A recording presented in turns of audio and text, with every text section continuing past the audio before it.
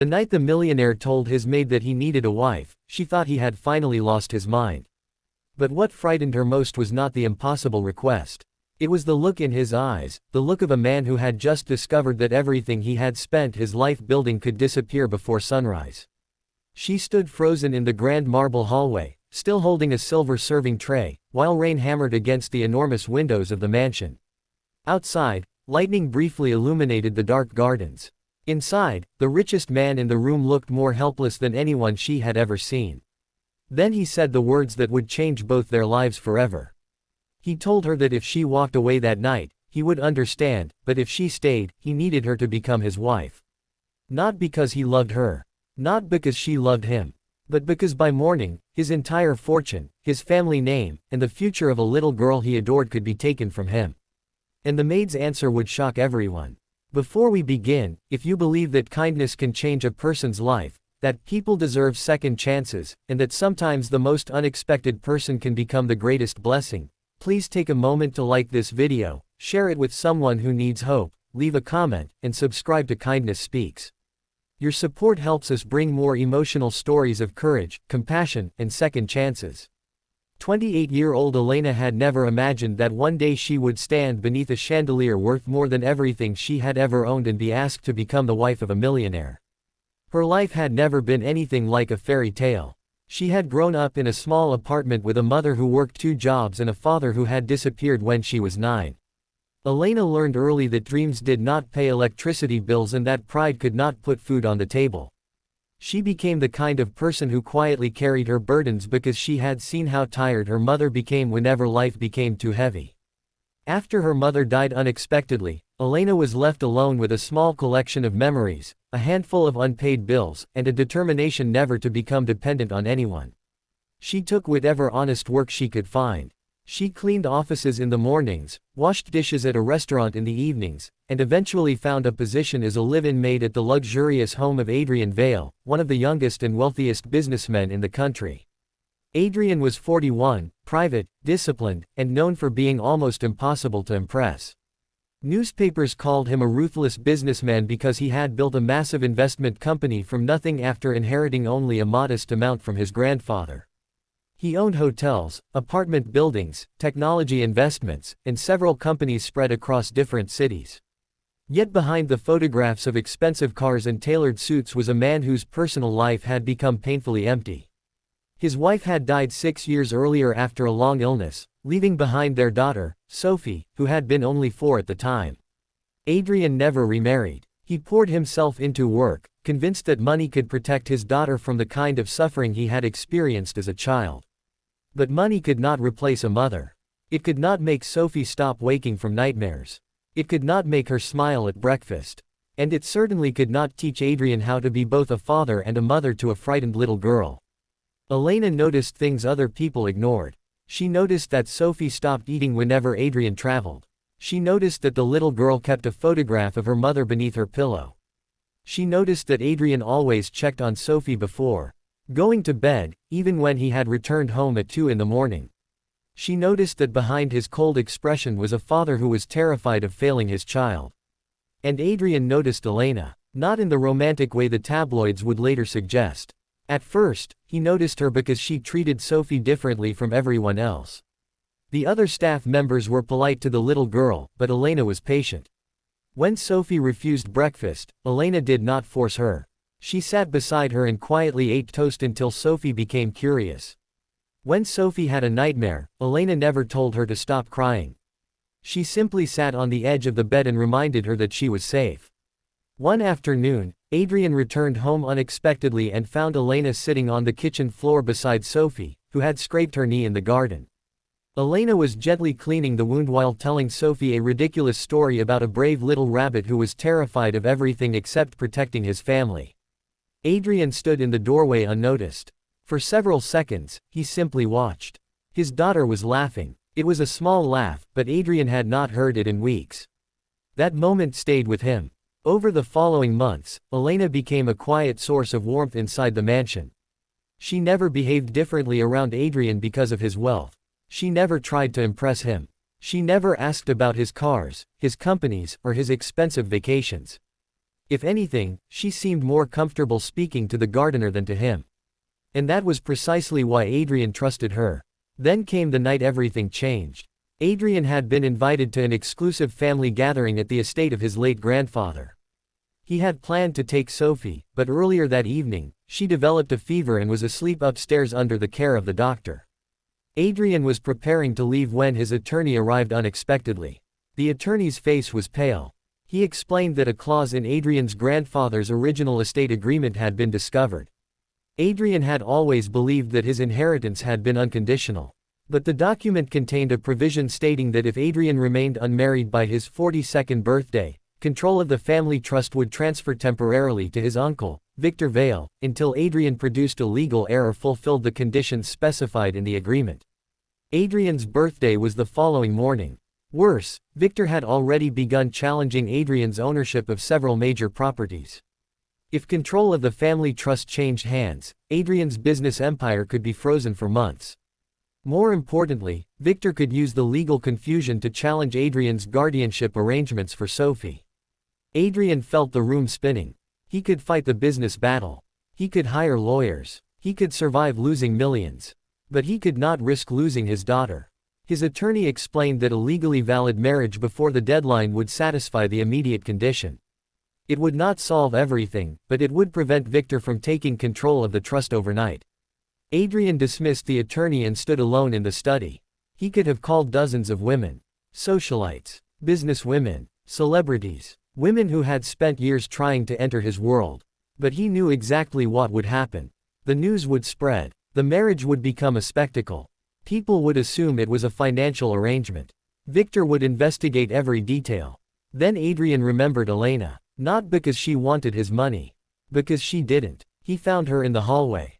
She was carrying a tray of folded towels. Adrian looked at her for a long moment before saying the words that sounded as unbelievable to him as they did to her. "I need a wife now. Come with me." Elena stared at him. For several seconds she wondered whether she had misunderstood. He explained the situation as calmly as possible, but the more he spoke, the more absurd it sounded. He offered her a legal marriage arrangement. There would be separate rooms.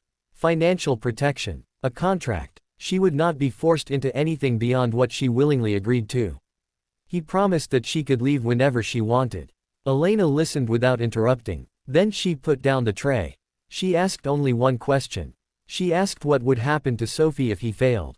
Adrian's expression changed. He admitted that Victor would probably attempt to take temporary control of the trust and use that position to challenge the family's arrangements. Nothing was guaranteed, but Adrian could not take the risk. Elena looked toward the staircase. She thought about the little girl upstairs. She thought about the first time Sophie had called her, the person who makes the house feel warm. Then Elena did something Adrian never expected. She refused. She told him that she could not marry someone simply because he was afraid. Adrian was stunned. He had offered her more money than she could earn in 10 lifetimes, and she had said no. But Elena continued. She explained that she knew what it felt like to be desperate. She knew what poverty did to people. She knew what fear could make a person accept. She would not take advantage of his fear, and she would not allow him to take advantage of hers. Adrian lowered his eyes. For the first time that night, someone had spoken to him without caring about his fortune. Then Elena surprised him again. She said that if he truly needed help protecting Sophie, she would stand beside him as a witness, caregiver, employee, or friend. But she would not sell herself to solve a legal problem. Adrian looked at her for a long moment. Then he asked her to wait. He walked upstairs. A few minutes later, he returned carrying Sophie, who had woken from her feverish sleep.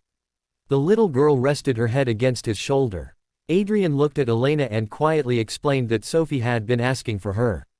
Elena immediately stepped forward. She took Sophie gently into her arms. The little girl wrapped both arms around Elena's neck.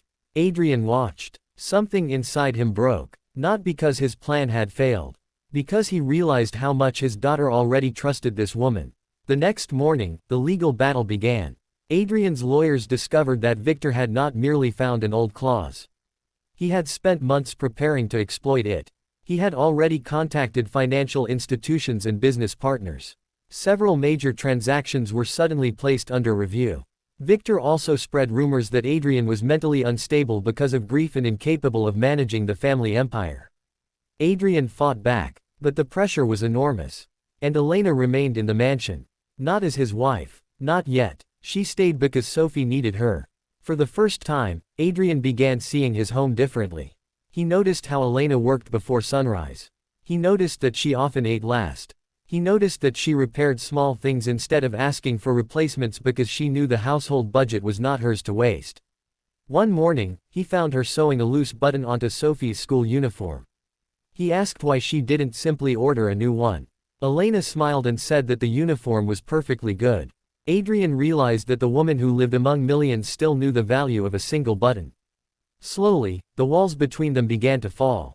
They started talking, not about romance, about life. Elena told him about her mother and how she used to save small amounts of money in a jar for emergencies. Adrian told Elena about his grandfather, the man who had taught him that wealth meant nothing if you could not use it to protect someone weaker than yourself. Their conversations lasted longer each night. And somewhere between those conversations, something neither of them expected began to grow. Respect. Then admiration. Then something far more dangerous. Love. Neither admitted it. Adrian was afraid that Elena would think he was using her. Elena was afraid that she would lose herself inside his world. But Sophie noticed. Children often notice what adults desperately try to hide. One evening, Sophie asked Elena whether she was going to stay forever. Elena smiled and told her that nobody could promise forever. Sophie looked disappointed. Then Adrian walked into the room. He heard the question. He looked at Elena. And for once, he did not have an answer.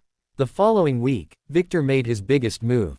He filed a formal challenge to Adrian's guardianship of Sophie, claiming that Adrian's unstable schedule and emotional isolation made him an unsuitable parent. Adrian was devastated. He sat alone in his office that night staring at photographs of Sophie. Elena entered quietly. She did not tell him everything would be fine. She knew better than to make promises she couldn't keep. Instead, she placed a cup of tea on the desk and sat across from him. She told him that being a good father did not mean being perfect. It meant showing up. It meant admitting mistakes. It meant choosing your child even when the choice was difficult. Adrian looked at her. He asked her why she cared so much. Elena answered that Sophie had once been a lonely little girl who needed someone to stay. And she knew what it felt like to be that child. The next morning, Adrian's legal team discovered something unexpected. Elena had unknowingly become one of the most important witnesses in the entire case. She had kept records of Sophie's routines. School notes, medical appointments, meals, emergency contacts, everything. Not because anyone had asked her. Because she cared. During the hearing, Elena testified about Adrian's relationship with his daughter. She did not exaggerate. She did not flatter him. She told the truth. She explained that Adrian worked too much but always came home when Sophie needed him. She explained that he had never abandoned his daughter. She described how he sat beside Sophie's bed during fevers and how he sometimes fell asleep in a chair because he was afraid to leave her alone. Then she said something that silenced the room. She explained that wealth had not made Adrian a perfect father. But it had never stopped him from trying. The judge listened carefully. Victor's attorney tried to discredit Elena because she was a maid. Elena remained calm. She simply said that a person's job did not determine whether their observations were true. Those words spread through the media. The case became national news. People began asking who the mysterious maid was who had stood against a powerful family. But Elena refused interviews. She returned to the mansion. She went back to preparing breakfast. She went back to helping Sophie with homework. She went back to being herself. And then Adrian did something that changed everything. He called Elena into the study. On the desk was a marriage contract. But this time, the document was different. Adrian told her that he had decided he no longer wanted a marriage arrangement. If she ever became his wife, it would not be because of the inheritance clause. It would not be because of Sophie. It would not be because of fear. It would only be because they both wanted it. He told her that he loved her. Elena stood completely still. She had imagined hearing those words many times, but never from him. She asked him what would happen if. She said no. Adrian answered that he would accept it. He said he would rather lose his fortune than make her feel trapped. Elena's eyes filled with tears. She finally understood the difference between being rescued and being respected. She did not answer immediately. Instead, she walked to the window. Outside, the gardens were covered in soft rain. She remembered the woman she had been years earlier, struggling to pay rent, working until her hands hurt, wondering whether life would ever become easier. She remembered telling herself that she would never depend on anyone. And now she realized that love was not dependence. Love was choosing someone freely. She turned around. She told Adrian that she would marry him. But she had one condition. She wanted him to promise that if they ever became rich beyond imagination, they would never forget what it felt like to need help. Adrian agreed. They married quietly 3 months later. There were no cameras, no celebrities, no extravagant ceremony. Only a small garden, a few close friends, and Sophie carrying flowers down the aisle. When Elena walked toward Adrian, he did not see the maid. He did not see the woman who had once worked in his house. He saw the woman who had challenged him when he was desperate, protected his daughter when she was vulnerable, and taught him that dignity could not be purchased.